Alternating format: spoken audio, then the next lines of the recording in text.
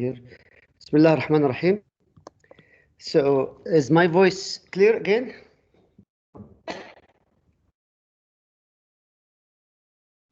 Clear. Okay. So, really sorry because I have to charge my pen that is out of energy or out of power. Okay, first of all, we have to know that the concentration, it's mass over volume. This is initially is the first step of understanding concentration. It's how much of contaminant per volume of water that is containing it, or per volume of air that's containing it, or per volume of soil that's containing it. Of course, and we mentioned that the containing medium of air is, these are the examples. Unit conversion, so let's erase this. Now, each one of us know how to find the molecular weight. H2O, from the periodic table, hydrogen is 1 and oxygen is 16. So it's 18 gram per mole. Okay, this is the molecular weight from the periodic table. Every compound has the following. And you don't have to memorize this hydrogen carbon. You could find this from the periodic table and this would be given to you. The periodic table, we have to look down for the molecular weight. Like, for example, if you have carbon, it's 12.011, nitrogen is 14, oxygen is 16. Okay, this is, we will study this as we come to air pollution, but BV equal in RT. This is a very important conversion. If you want to change, let's say if you have 5 moles, and if you want to change this 5 moles to, I don't know how many grams, you have to multiply this by the molecular weight of the compound. If you want to go from mole to grams, you have to multiply by molecular weight. If you want to go from gram to moles, you have to divide by molecular weight. Same thing if you want to go from moles to liter, you have to multiply by volume. If you want to go from liter to moles, same thing. Liters to gram and gram to liters. This is if we are dealing with, if there is gas, we should do it like molecular weight over volume. If there is liquid, we have to use density. So this would be given for you in the exam, and you have to know how to convert from one stage to the other. Now, the percentage. When I say 1%, I mean 1 over 100. Per mil, it's 1 over 1,000. Part per million, part per million. Part 1 per a million parts. So this is ppm, part per million. This is per mil, and this is percent. Of course, part per billion is 1 over 10 to the 9, and part per trillion is 1 over 10 to the 12. This is, I think there is a question on this on the test number 1. Milligram per kilogram for soil, and automatically it's ppm by mass, and same thing for milligram per liter in water or air, which is could be either done in milligram per liter or microgram per meter cube. Same thing for volume of chemical per total volume, and here we have to do volume fraction. So the ppm mass, here you will have ppm v, ppm by volume. Molarity, we know it mole per liter. This is an example that's very important, and you should understand. If we have a 1 kilogram sample, we went to the beach and we took 1 kilogram sample and took it to the lab, and the lab told us that we have 0.02 gram of mercury. So what is the mercury concentration? We should know how to convert this to ppm by mass. I think I could go through any example. Please let me know to stop and go through it. Mercury and fish flesh, and this is an example of how to comparing the value that we get from analysis of the fish flesh with the standard. Let's say the American U.S. Food and Drug Administration said that anything higher than 0.5 ppm by mass with fish flesh, then it is considered not to be advised to eat that fish.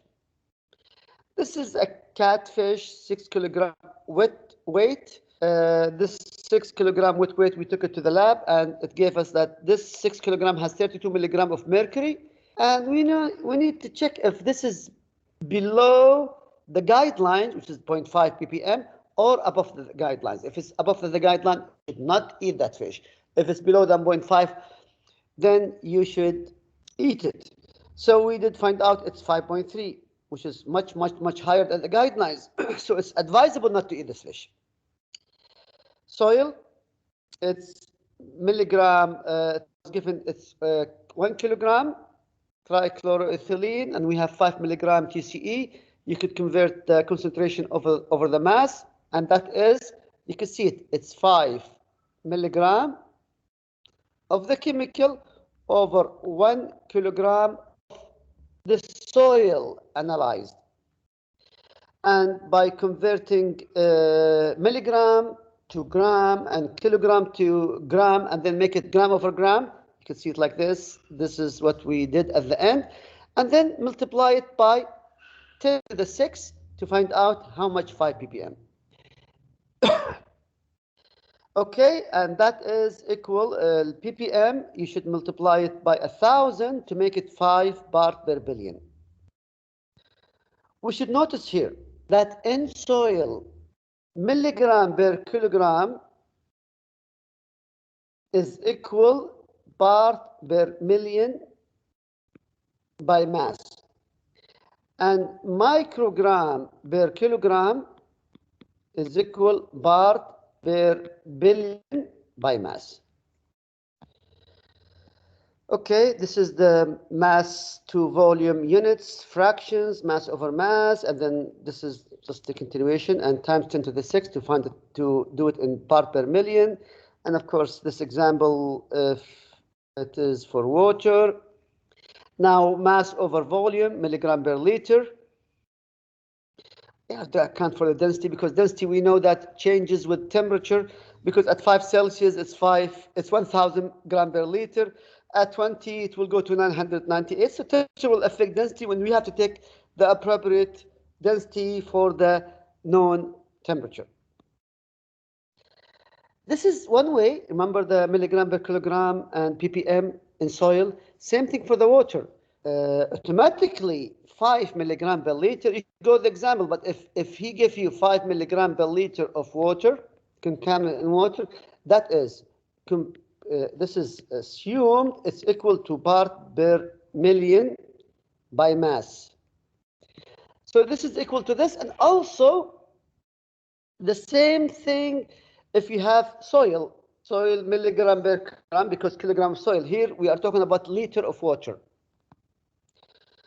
This is, of course, if you're using volume fraction, it will give you the same thing: volume initial, volume of the contaminant over volume total, and times 10 to the 6. That's part per million by volume, because it's volume over volume. It's not mass over mass like the other one.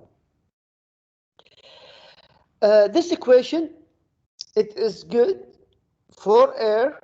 Once we come and get the air gases and the pollutant, for example, if you have the part per million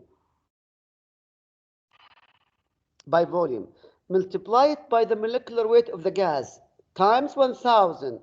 Of course, we are dealing with 1 atmospheric most of the time, so it's 1 atmospheric, unless you are in the moon, divided by R, which is constant. T temperature in Kelvin, you could find the concentration microgram per meter cube. If you have microgram per meter cube, you could find part per million by volume by knowing the rest of the numbers of these parameters. Okay, so concentration of air, here we have 10 liter. He has 10 liter gas mixture. This gas mixture contains 10 to the minus 6 mole of carbon monoxide.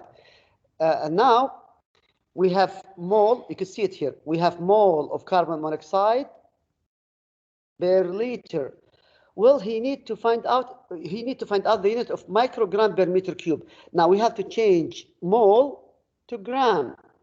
How could you change mole to gram? Is by, remember the molecular weight is gram per mole. So we have to make it like this, mole, a gram, and this is the molecular weight of carbon monoxide. So mole will cancel with mole. Now you have gram per liter, and then you could change gram to microgram and liter to meter cube. This is very simple, but very important for the test. Ideal gas law, we will get into this once we come to air pollution. This is the same equation, and the units for R is equal 0.08205 liter atmospheric per mole Kelvin. This is fixed for this class. I will not, this things is not working. I'm going to use my, really.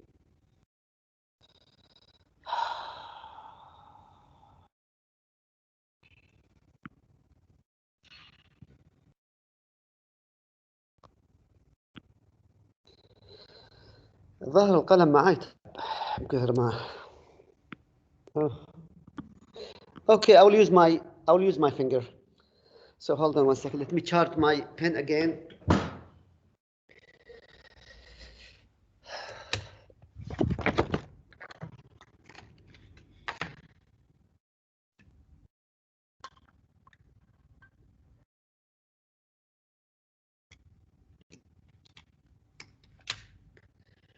Okay, so we'll continue using my finger to write.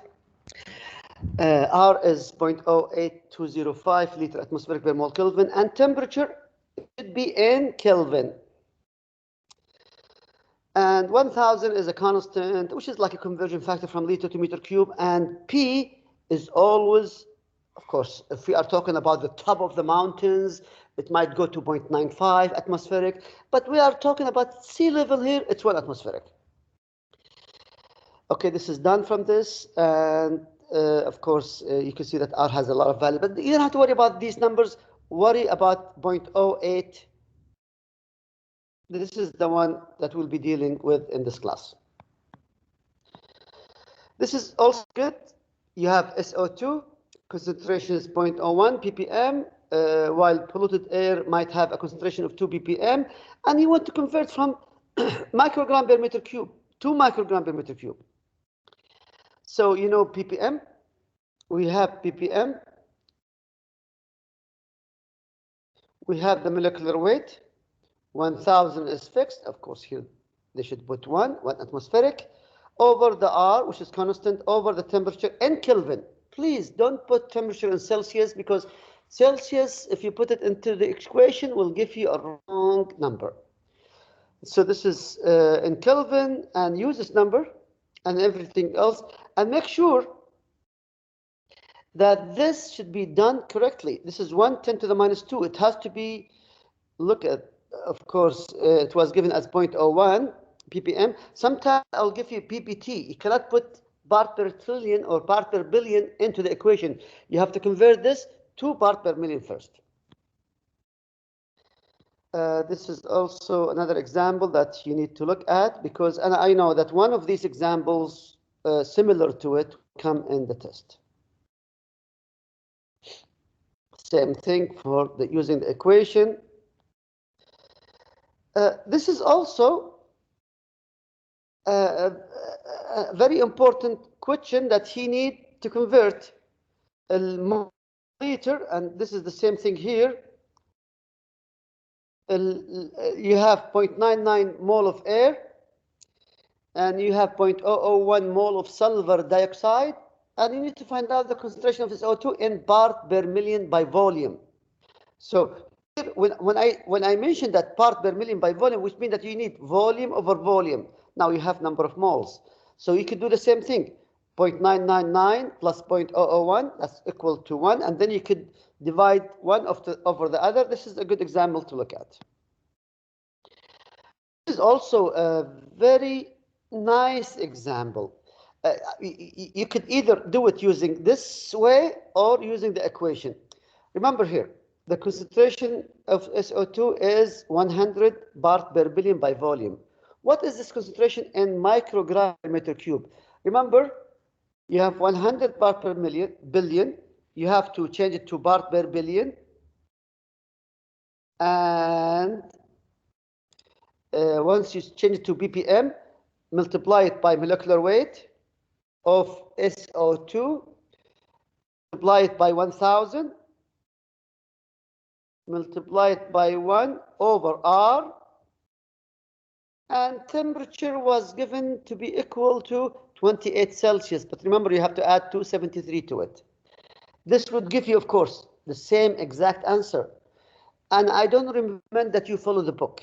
You should follow this equation, and this is a straightforward equation. Let's go through the most important thing that will come in the exam. Mole per unit. What exactly is a mole? No, don't worry about that. This is also units conversion. So you don't have to worry about this. Molarity. If you have trichloroethylene 5 ppm and you want to convert this to unit of molarity, we know that the molecular weight of TCE should be given from the periodic table. You should, first of all, 5 ppm. Actually, we know now, by now, it's 5 milligram per liter, because we are dealing with water now. You convert milligram to gram, and then you divide it by the molecular weight. What is the reason for all of this? Gram with gram, milligram with milligram, you'll end up with mole per liter. So if the conversion of ppm to mole per liter is the following, you have to convert ppm to milligram per liter, which is actually it's the same in water, and then divide by the molecular weight. And of course, before you do that, you have to convert milligram to milligram, to gram, and then divide by the molecular weight to find out the molarity. This is also the same. This is also similar. Extra examples to look at. Extra examples. Okay. Now, the equivalent weight. Now we're going to be using, there is a question on hardness. And we have to find the hardness as CaCO3. Remember this number. You're going to see this number in the hardness calculation, the gram equivalent weight. We call it GeWe of CaCO3. Why? Because there's 50 grams of CaCO3 per equivalent. And if you want to know from where we got the 50, you just look at this derivation or calculation. This is one important way to find the equivalent weight for each one of them. But the very important example is, this one is to find if the analysis is correct. This is good to look at this. But the most important example to understand is first of all, let's look at the equation. You find out all the divalent cations. Divalent معناها di 2 ions mean plus. Okay, all the plus 2, you sum them all up, but before you sum them up, you should multiply each one of them by 50. 50 is, as I mentioned, as CaCO3 over the equivalent weight for each cation. This would give you milligram per liter as CaCO3. Now, I give you here at the bottom, if you are dealing with magnesium, this has to be equal 24 over 2. If you are dealing with calcium, this would be equal 40 over 2. This is equivalent weight of calcium, 40 over 2 per equivalent. Manganese, 55.2. Iron, 56.2. Selenium is 88.2. So I think by doing an example, it would really clarify this here. There is a typing error here. Calcium is it's plus 2, so it's not plus 1. So you take, and I'm not going to make this mistake in the test because this is the book. So calcium is part of the hardness because you need the total hardness. You take the calcium, you take the magnesium. I'm not going to take sulfate because sulfate is -2. You cannot, students, always put anything with a 2. No, we should put the cations with a +2. So calcium is +2, magnesium is +2. So that's why he put calcium, magnesium, multiply it by 50, and divide it by 40/2. This is for calcium, always calcium. It is 50 divided by 20 times the milligram per liter of that compound. This would give you 38 milligram per liter. 10 milligram for magnesium times 50 over, this is for magnesium, 24/2. This would give you 42 milligram per liter as CaCO3. Now, here we have to add both. So the total hardness is equal to 80 milligram per liter as CaCO3. Okay? Okay. So some students before, they used to just add up 15 plus 10, and that is 25. That's wrong. You should convert it to milligram per liter as CaCO3 and then add them together. This is also good to look at, this example. And of course, the scale that we are following, that if the hardness was from 0 to 55, it is soft water. If the hardness was from 55 to 120, it's moderately hard. Hard water is 120 to 250 milligram per liter as CaCO3, and very hard is higher than 250 milligram per liter as CaCO3. Okay, Kyoto Protocol, carbon dioxide. So you could look at this for your reading. Now we come for total suspended filtration. Remember the filtration technique you did in the lab. What was the filter opening? A size of 0.45 microns is one of the filtration opening that we use in order to filter contaminant. This is the cutoff between dissolved and particular phase. So this will be asked in the exam.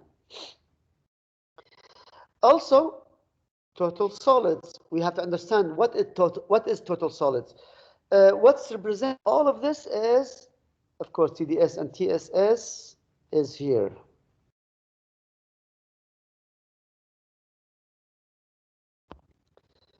Let's do this one first. This is a nice representation of the whole experiment. Initially, the sample is here. You took a sample from the seawater. You took the sample from a lake. You took a sample from the groundwater. You took a sample from your tank water.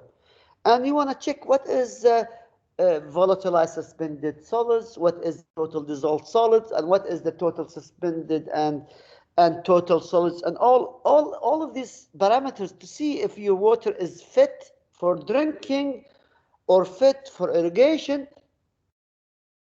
If you take a sample from the original sample and we volume, of course, if you place this in a crucible and dry it at 103 Celsius, this would give you total solids. Of course, we have to divide the weight gain in the crucible over the volume. If you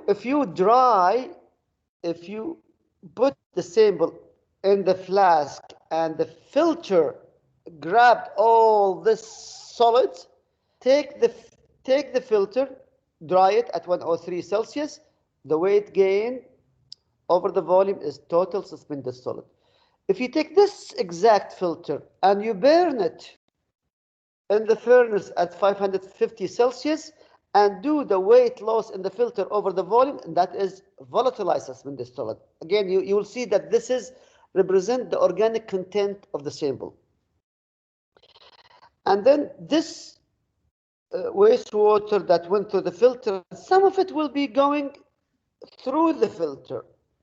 If you take a sample from this side and put it in a crucible and dry it at 103 Celsius and do the weight gain of the crucible over the volume, and that will give you dissolved, because total dissolved will pass through the filter opening. Of course, this is very important to know what is total dissolved solid. Why it is important to measure TDS? Of course, TDS is a measure of saltness. It is an important for drinking water and irrigation. What is the importance of TSS? turbidity.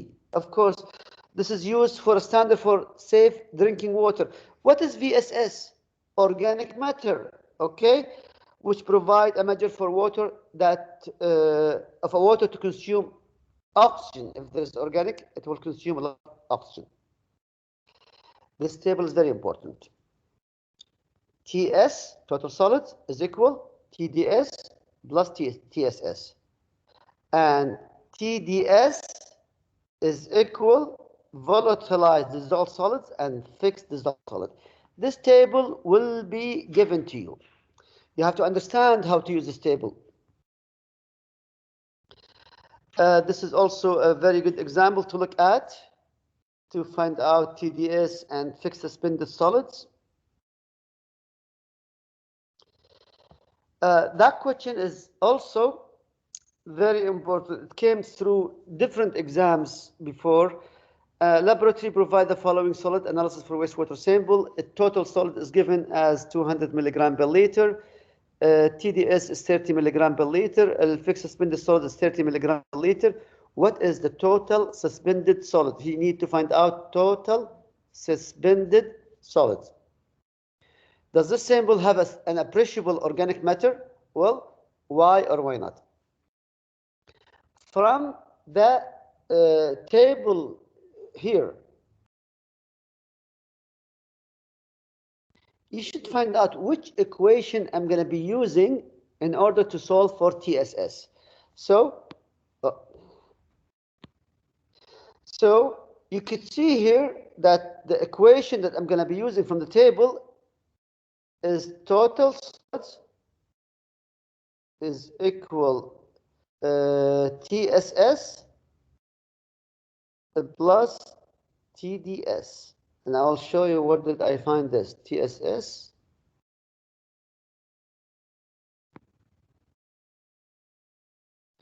okay, so this is the first equation. Let's erase this and make it more clear.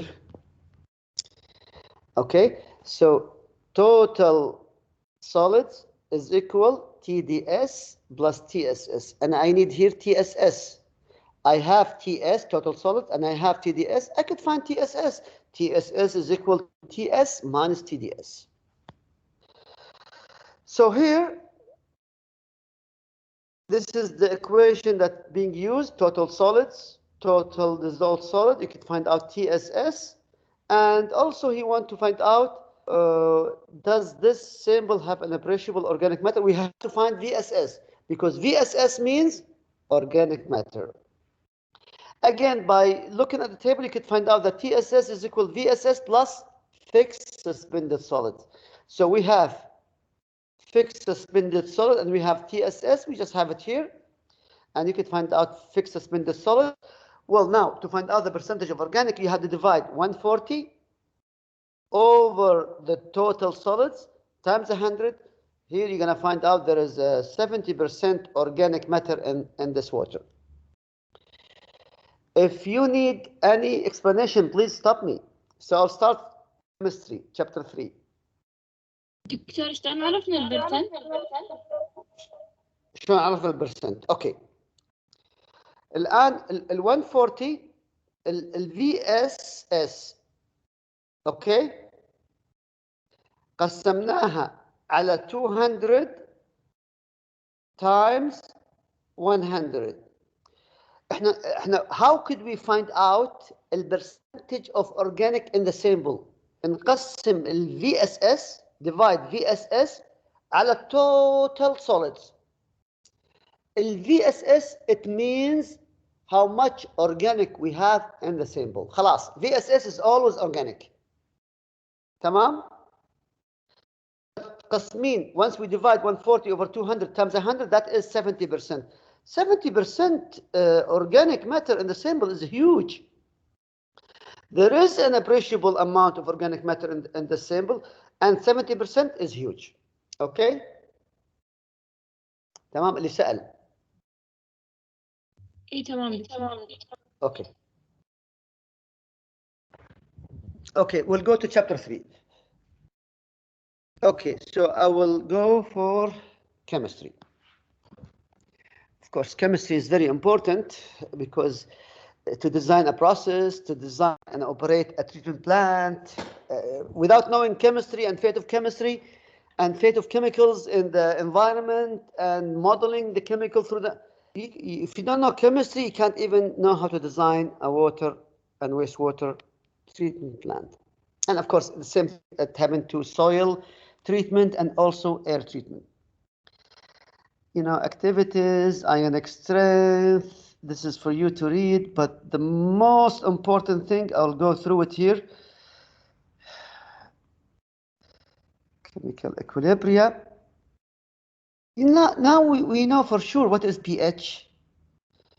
pH, it is for example, the hydrogen, it is the concentration of the hydrogen ion. Now, the pH will tell you if it is acidic or if it is like neutral, it's basic solution. So pH is very important to control because all treatment plant will depend on the pH of the water and also pH of the soil too. So our acid-base concentrations and reactions between them also control how far or where is the reaction going to go, to the right or to the left? Which of these products will be accumulating? Is it the products or is it going to be reversible or irreversible? We have to know exactly where is the reaction going. Dissociation constant. What I need you to know that there is very strong acids and you need to understand. Let's see.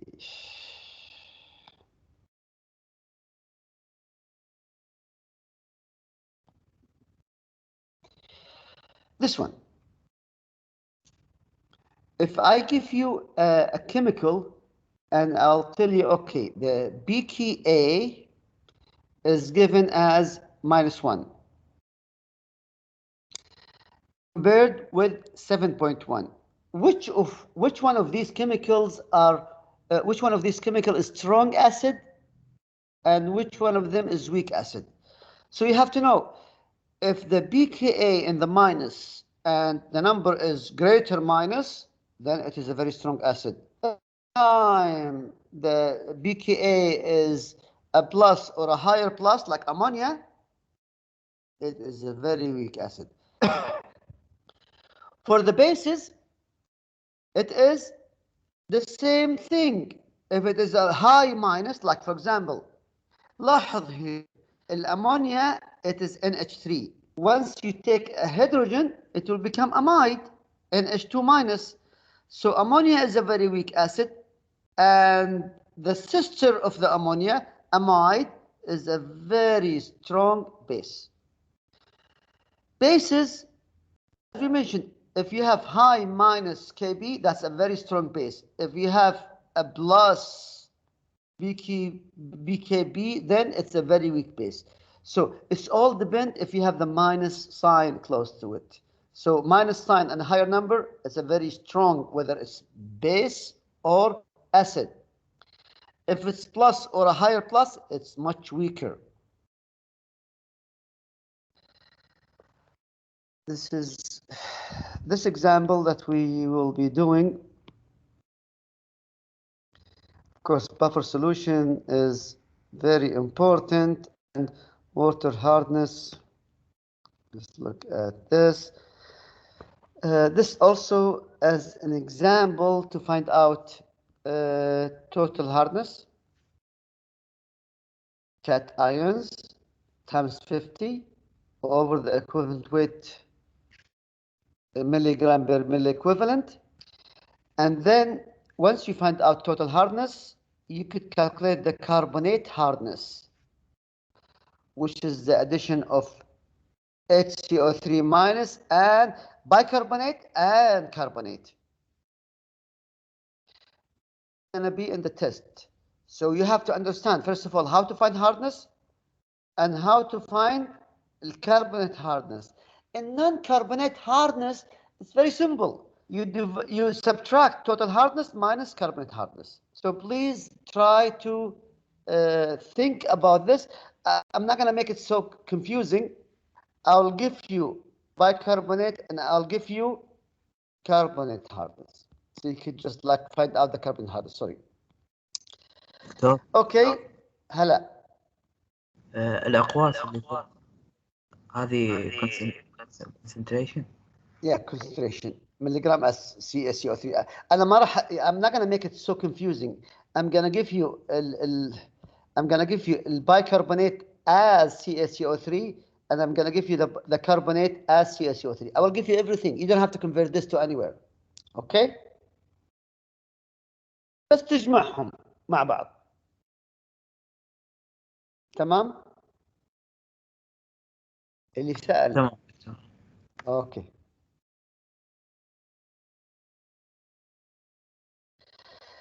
Acidity and alkalinity, and then وهذا راح يكون بعد يعني it's a very important question which might be in the multiple choice. هل does CO2 in the atmosphere could affect the chemistry of the ocean? Of course. Huge amount of CO2. It's not only global warming. CO2 increase in the atmosphere will, well, what will do to the pH? It will decrease pH. Okay. Since the Industrial Revolution, the pH of the ocean has decreased by approximately 0.1 pH unit. So we have to understand that CO2 has a greater effect on the pH of the ocean. And what will happen with this pH increase in the ocean? As we mentioned, it will impact some food chains. That's going to be in the multiple choice because of carbonate is the building block of the coral and skeleton and shells of other marine organisms. This is very simple. If you understand this, you could answer it easily. This is very important. الآن we have a swimming pool, we have a tank, and we are adding chlor inside the tank to kill or to inactivate microorganisms inside the tank. We have Cl2 gas, and you know that Cl2 will react with H2O to produce HOCl, and HOCl, the problem with HOCl, will dissociate in water to produce OCl minus and hydrogen. So now this is by default that HOCl is 88 times better than the conjugate OCl. So this is better in disinfection power than OCl minus. The pKa for HOCl is 7.5. What percentage of the total disinfection power at pH 6 is the disinfection power at pH 7? In the test, I'll give you one pH, and you will tell me what is the total disinfection power. So now, remember the equation of the reaction or the dissociation of HOCl. If you have a dissociation constant Ka, it is OCl minus hydrogen over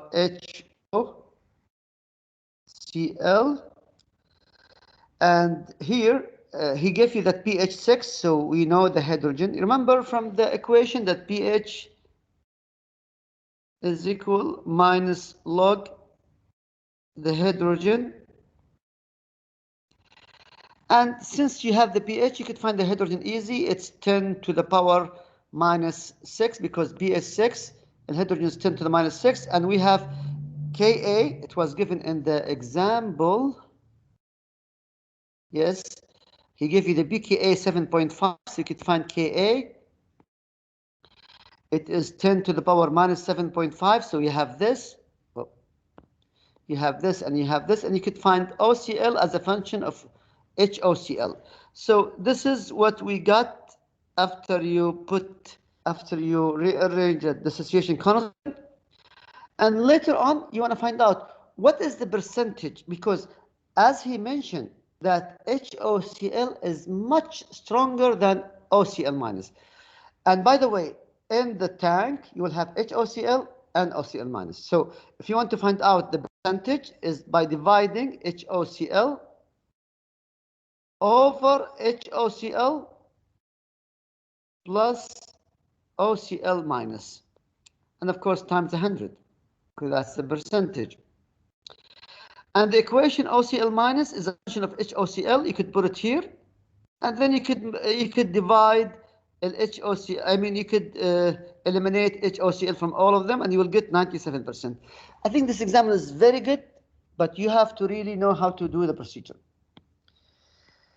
Important equilibrium techniques. And of course, the fate of all the chemicals in the environment is depending on these equilibrium constants. First of all is oxidation reduction. This is what's driven the transfer of electrons, because the transfer of the electrons will give you the fate, the location of many organic pollutants and metals in the environment. And of course, many biological reactions depend on this too. So we'll talk about reduction, oxidation, and this is the definition for each. And also you'll have how could you find out the oxidation reduction of most of compounds? For example, we did this in one of the quizzes, and I will repeat it in the test too. Like, for example, we should know that oxygen is -2. Most of these compounds will have -2. And also, if you don't know what is the oxygen, you could just put H2O. We could see that H2O has no charge here, so I'm going to assume it's 0. So I'm going to put 0 equal. Hydrogen is by default +1. So 2 times 1 plus X. So X is equal to -2. So the oxygen has a -2 oxidation number. Okay. Hydrogen is, of course, +1. That's what I do. If I don't memorize the oxidation numbers, I just do it like this, and I could figure it out so easily. Same thing, and what will be given, like, for example, if you have NH3, what is the oxidation number for NH3? So NH3 ammonia, you can see here there is no charge, so it's 0, 0. And nitrogen is X. The hydrogen is 1, so 3 times 1 is 3. So the nitrogen oxidation number is -3. So oxidation number for oxidation state or number for nitrogen is -3. Same thing for the sulfur NH2S, it's -2. This will come in the test. So you have to know how to find out. You don't have to know and memorize all these compounds. You have to know only H is 1 and oxygen is -2. And you could solve everything else easily. So here you can see the oxidation state from one compound like NO to NO2. The important atmospheric nitrogen here, it's +2. And the NO2, it will come to +4. This is how the oxidation, how the removal, and how could you check the chemical. Same thing for SO2 to SO4 to minus. You can see it goes from +4, the sulfur, to +6. You could look at this in your own. Now we come to precipitation and dissolution. Remember that we mentioned that KSP, that will give you the precipitation and of course dissolution, and the very simple thing is NaCl. Also the solubility, KSP. You can see that if you have a solid calcium carbonate and this has been solubilized in water, it will automatically give you calcium and carbonate. And if you want to know what is the KSP of this reaction, is by multiplying the calcium concentration times the carbonate concentration over CaCO3 solids. And in chemistry, we assume this one. So CaCO3 is equal to 1, and KSP is automatically equal calcium times CO3, calcium times carbonate. Significance. Why we are doing this? Because the KSP can control hardness removal, scaling, can also control heavy metal removal, can also control coagulation. So we have to know this if we are doing much of these significant removal options. This is an example for dissolution and precipitation constants, and volatilization is also important. Transforming of a compound from its liquid state to its gaseous state. The things what I needed to understand here, that if you have higher vapor pressure, this means that this is higher volatilization. And this is what the Henry law constant means. Well, of course, this is Henry law constant. It's the concentration of the chemical in air over the concentration of the chemical in water. It's gas over water. Okay, if we have like the ocean, the transformation of the contaminant from the ocean to air, and the transformation of the chemical from the air to the water, this is controlled by KH, Henry law constant. Also, we could see that from the vapor pressure, which one of these chemical is high volatility. It could evaporate so easily. Let's look at this N-butane, 2.4 atmospheric at 25 Celsius versus lindane, 10 to the minus 6. This one is highly volatile, and this one is not that much volatile. It will stay in soil. It will stay in water. So from the vapor pressure, we could determine if we have high volatility or low volatility. For this table, again, this is for the master's degree. You don't have to know all of these KH unit conversion of Henry law constant. What I need you to know that R is given, is here. And I'll show you the example in the next few minutes how to divide KH. If I give it to you as liter atmospheric per mole, you divide by RT to find KH dimensionless. Adsorption, absorption, and sorption. We know what's the difference between adsorption and absorption. Adsorption, it is the sorption of the chemical at the solid. Remember, if you have a solid activated carbon, the sorption of the chemical in the surface of the solid here, this is adsorption. Absorption is the sorption of the chemical into the volume inside the solid. These are the two different things, and it's good to know each one of them, the meaning of each one. And also Freundlich isotherm, that's what we studied last time. Q is the mass of the adsorbate per unit mass of adsorbent after the equilibrium, and K is the Freundlich isotherm capacity constant, and C is the concentration of the adsorbate. We have adsorbent and we have adsorbate. So these are the mass of the adsorbate in the aqueous phase after equilibrium. And we did show that concave up, concave down, and straight line for 1 over n to show that if it's like highly favorable versus unfavorable. This example also very important. We have to understand. Again, you don't have to find out. You have to understand first of all how to find the calculation here. But if you want to find out the slope, You don't have to go and plot it in the exam. You could find out two numbers, of course. After you find the last two columns here, you could find delta y versus delta x. Eventually, using the same model, azimuth model, it will give you a straight line.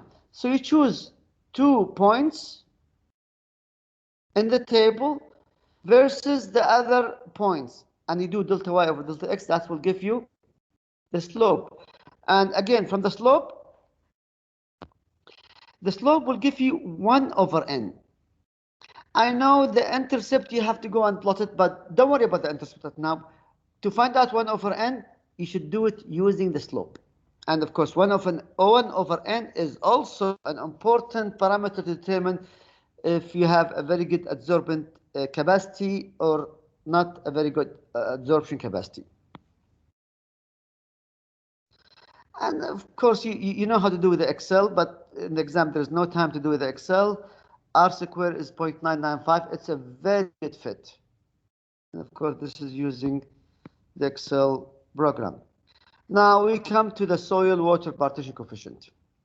We give you the K for organic carbon. This is between soil and water. Remember, this is the soil particle, and this is the water phase. So the movement of the organic from the soil to the water and from the water to the soil is defined by the ratio of the mass of that organic adsorbed per unit weight of the organic carbon on the soil to that concentration of the compound in a liquid aqueous phase. This is the liquid, and this is the solid. So from liquid to solid and solid liquid, KOC is the first parameter. And also relating KOC to KD, because you have times if the fraction of the organic matter is really appreciable, you have to take into consideration the KD, because multiplying the fraction of the organic carbon times KOC, it will give you KD. KD is microgram of contaminant per gram of soil divided by microgram of contaminant per milliliter of water. And that's going to give you KD. And KD automatically is equal concentration of the contaminant in soil versus the concentration of the contaminant in the water. KOW is the other optimal water partition coefficient, which is a measure of hydrophobicity. So KOW is related to how hydrophobic is the compound. Hydrophobic means they are repelled by water, tend to be nonpolar, and tend to dissolve in a nonpolar solvent. What I need you to understand that hydrophobicity is the measure of the hydrophobicity is KOW. Okay. Why we have to measure this KOW? If a chemical known KOW is found in the environment, we should know that log KOW, the larger the KOW, the greater the tendency of this chemical to partition into the octanol phase. What is the meaning of this? Octanol phase is representing the soil. Octanol phase is representing the tissue, the fat tissue of the fish. So high KOW means high partitioning to the soil and high partitioning of the fish tissue. KOC and KD, that's what we mentioned before. It is related to fraction of organic carbon. And this equation is the only equation we have here to relate KO. We have KOW with KOC. This is the example that I wanted to look at. We did describe this in YouTube, and also we describe it in lecture.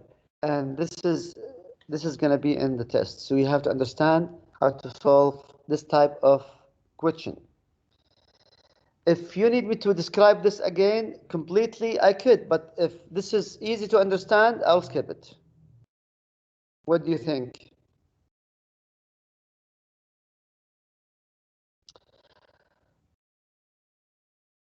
Are you guys listening to me?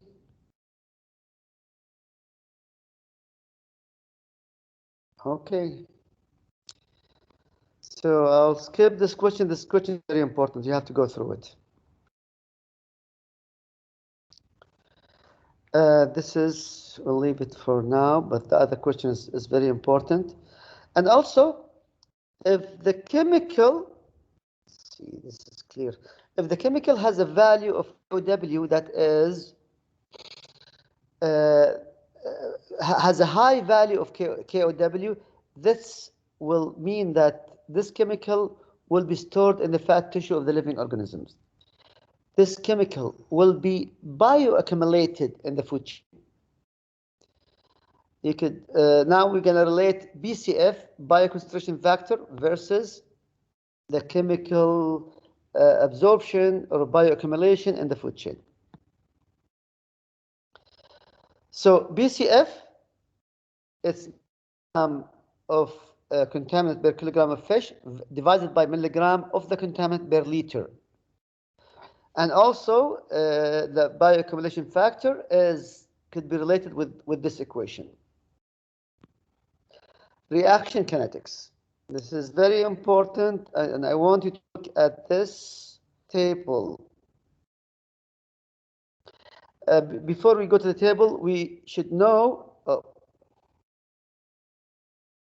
that this is the equation for the zero order. This is the equation for first order. And this table will represent everything together. For zero order and first order, the integrated form of the equation is this equation, while the integrated form of the first order is this equation. Now, if you plot C versus time, if it was a straight line, this is zero order. If you plot C versus time for a first order, it will give you a concave up. So this is not a zero order. You should do the next process. You should do length C versus time. If it gives you a straight line, then it is the first order. So this is also, you have to look at the graph and see what is the y-axis to determine is it zero or first. Of course, if the length C versus time is not linear, then you have to think of second order. Okay, but we're not going to go into that, but we'll leave it for the master's degree. Half-life for zero order is 0.5 initial concentration over K. Half-life for the first order is just 0.693 over K. It has nothing to do with the initial concentration. Okay, so this is also an example that it is very important to understand how long will it take the carbon monoxide concentration at room to decrease 99% after the source of the carbon monoxide is removed and the window are opened. Assume that the first order are constant for carbon monoxide removal due to dilution of the incoming clean air is 1.2. So K is 1.2 per hour. So K is known, 1.2 per hour. Now, we're going to put the equation that C at any time t, he mentioned in the example, it is the first order. Let me see it again. Assume it's first order. Yes, first order. So I'm going to use the equation for the first order. C at any time t is equal C initial e to the power minus k t. So I'll erase this so I could have space. I'm going to use my pen now. Let's see if my pen is charged. I don't want to be using my fingers. So, okay, now CT. Okay. So, CT. Oh, really?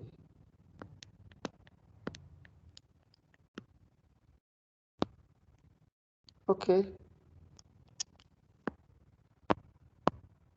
So I'm going to keep using my finger again. Okay. So CT over C naught, as he mentioned, it's 99%. It's decreased by 99%. If you assume C naught is 100, what is CT? If it's 99% removed, which means that out of 100, there's one state, because 99% removed. So now you could divide 1 over 100 equal e to the power minus k. K is 1.2 times. Now we know how could we solve this. Len 1 over 100 equal, of course, len e is equal to minus 1.2 t. You take the minus 1.2 here down, and the e is gone. So you could find t easily. T would be giving you, and we should make sure that k is 1.2 per hour. So t would be in hours. So it would be give you 3.8 hours. So in 3.8 hours, we'll reduce the carbon monoxide to 99% removal. And it will be stay, whatever will stay in the air will be 1% or less. Okay, so we know half-life. We should show you the half-life for zero and first order. And you can look at these examples. We'll be doing this more in biological and monod equation. We'll be discussing this. And that is also will be done in the biological treatment. But the effect of temperature on K. Remember K that we mentioned in the equation CF or CT equal CE to the power times E to the power minus KT. This K has a relationship with temperature. If temperature change, then this rate constant will change. So the relationship between them is the new K is equal the old K times theta. Theta in biological decay is between 1.056 to 1.13. We'll take one constant that I took here, and most of the book are taken is 1.072. So you do 1.872 to the power temperature, the new temperature that we are talking about, T2 minus T1, the old temperature. K1 for a certain temperature, if the temperature change, the rate constant will change automatically. Okay, so we are, I think, done with this. These are extra examples to look at. We'll finish the last chapter. Physical processes. Very important chapter. And of course, in the quiz you saw that I gave you a lot of examples. Which one of them is this reactor? This reactor is completely mixed flow reactor. This is CMFR. The flow is continuously coming in, of course, the flow and the concentration. The flow is leaving the reactor continuously, flow and concentration. The reactor is completely mixed. Okay, so completely mixed, flow continuously in, flow continuously out, that is a CMFR. We'll show you right now how to find out the mass flux, which is the mass rate. If we are dealing with the reaction, dealing with a conservative compound, there is no reaction. Like caffeine, microorganism does not react, does not uptake caffeine. Caffeine is a conservative. So, of course, it's either you are making derivative compound and checking up the reaction, or you are dealing with zero order decay, and that you'll have to have the M rate, the mass rate is minus VK, or first order decay, that you have to multiply it by the concentration C. Of course, the mass dot rate is minus volume Kc. Remember, minus volume Kc to the 1 versus minus volume K, and here C is to the power 0, the zero order. So this is going to be gone. See it here? Minus volume K. There is no C. While here, there is C in the first order.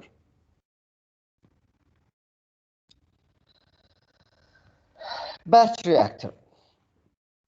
We have three types of reactors we did discuss in class. We have CMFR. Now we will be discussing batch reactor. And we will have a plug flow reactor later on.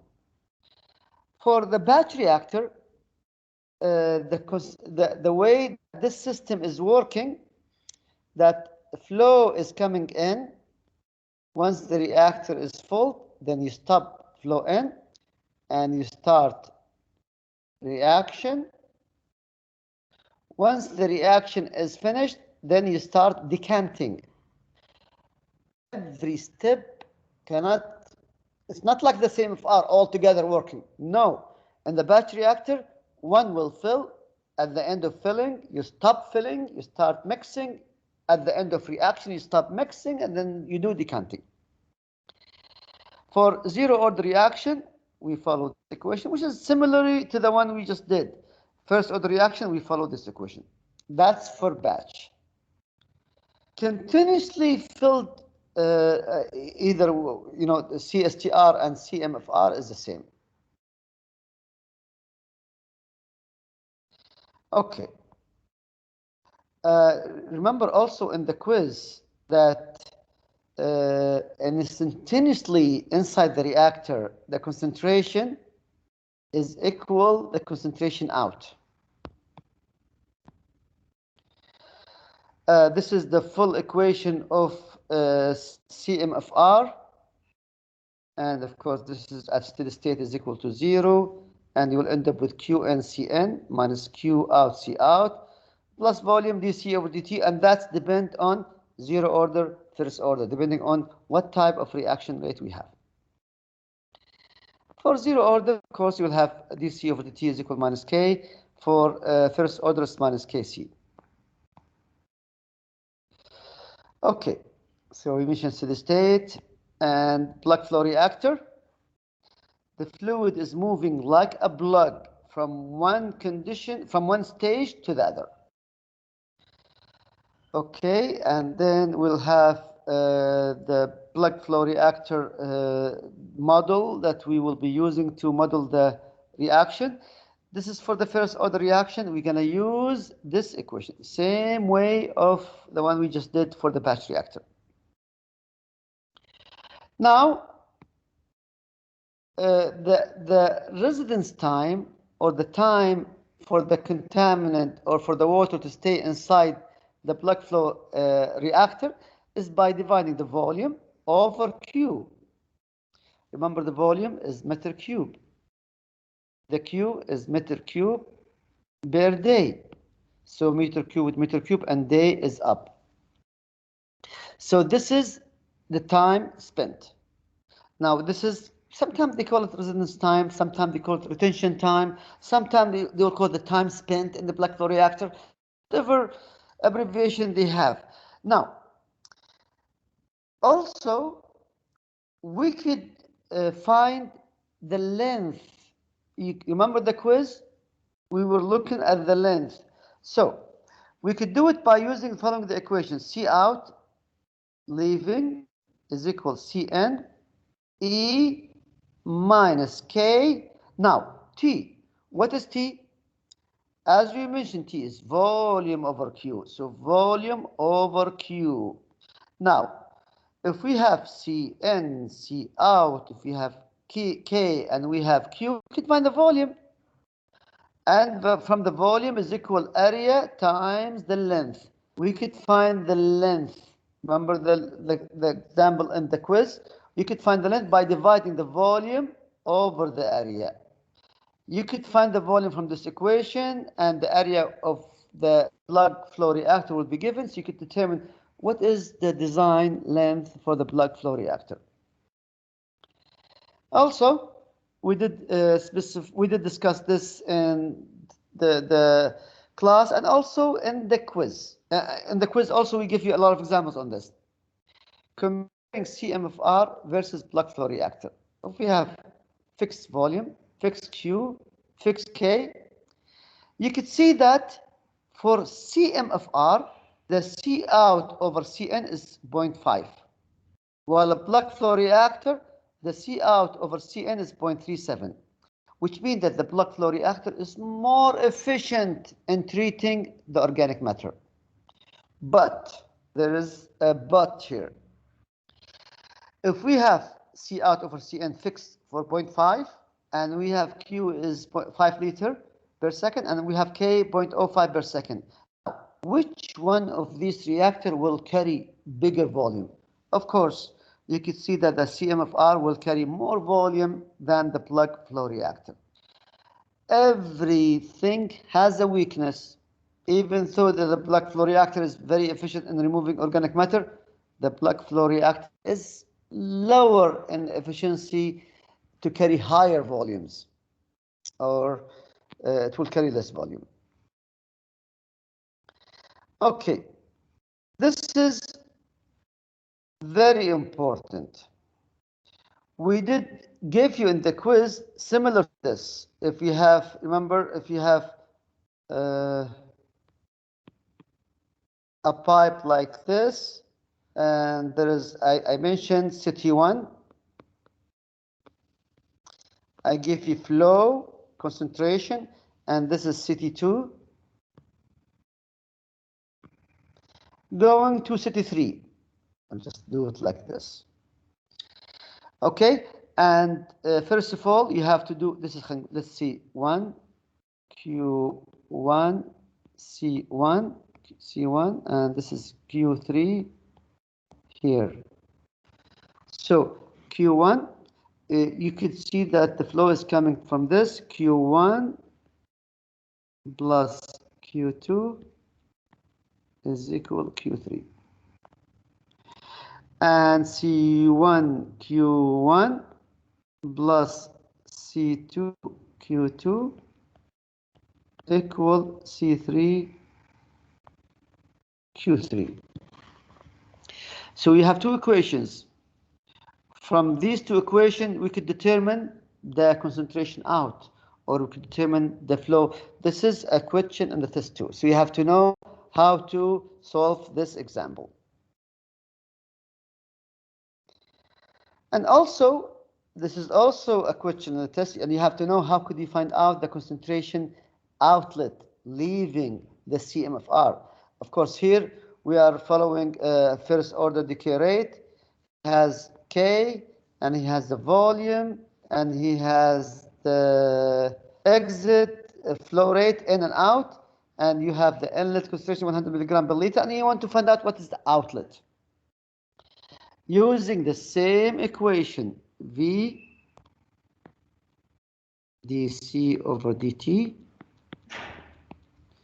Q, which is the same in and out, Cn minus Q, which is the same, Cn and C out. C out minus, he mentioned it's the first order, so minus V volume K, C out. This is 0 because it's steady state. And again, in this class, I will not be discussing, I will be discussing only the steady state. And steady state is going to be good for the master's degree. So now we could determine C out easy. So here,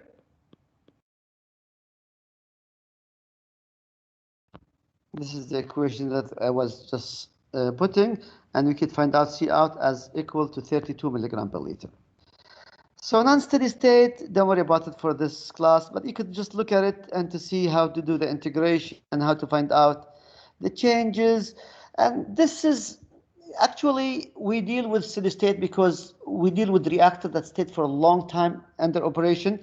This is like for the startup of reactors, and it's good to look at it, but not for this class. This is it's okay to look at. This is also very important. How could you determine the volume, design volume for a plug flow reactor? As we mentioned, plug flow reactor, C out is equal Cn e to the power minus kT. T is equal volume over Q. So you can determine the volume easily, 264 meter cube. Remember the CMFR that we just did before, 500 meter cube. See how much lower the plug flow reactor versus the CMFR required volume. Look at this description between plug flow reactor and CMFR or CSTR, which is the same thing. This is also was in the quiz, and we have to know that sometimes one CMFR is not good. You have to do CSTR and series. Sometimes we'll have the flow N with a concentration, and then leaving to decanting to the second one, and third one, and the fourth one, and the last will go either to the C or for irrigation, depending on what is the guidelines.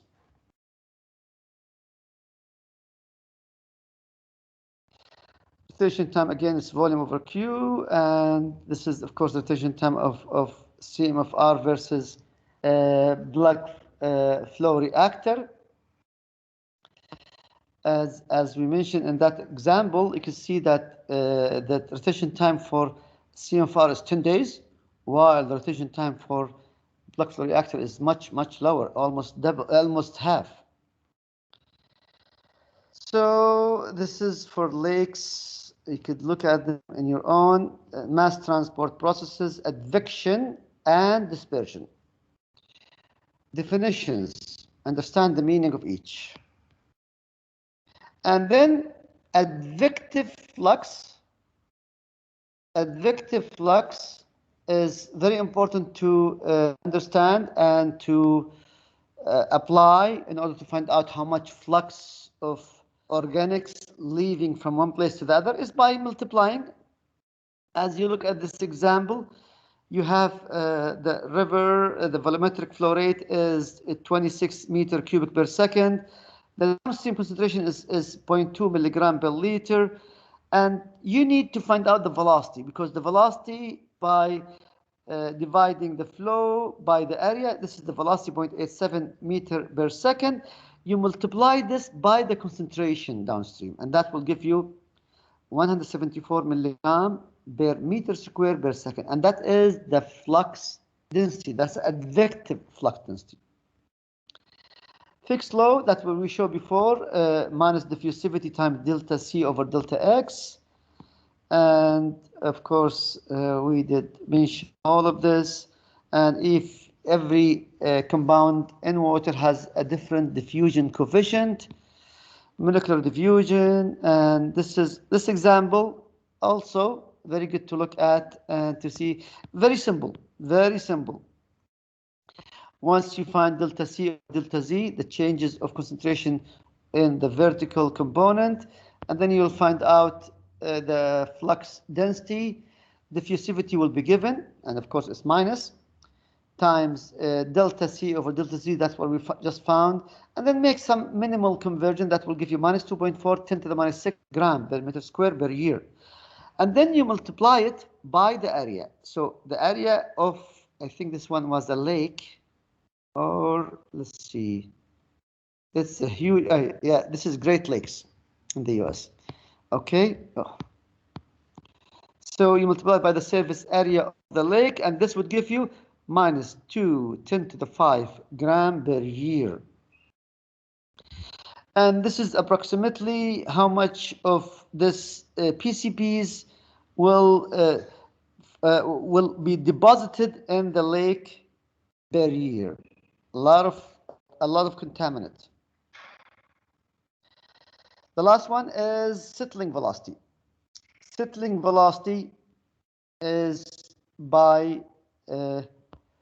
multiplying the gravity constant times the density of the particle minus the density of the fluid over 18 viscosity times the diameter squared.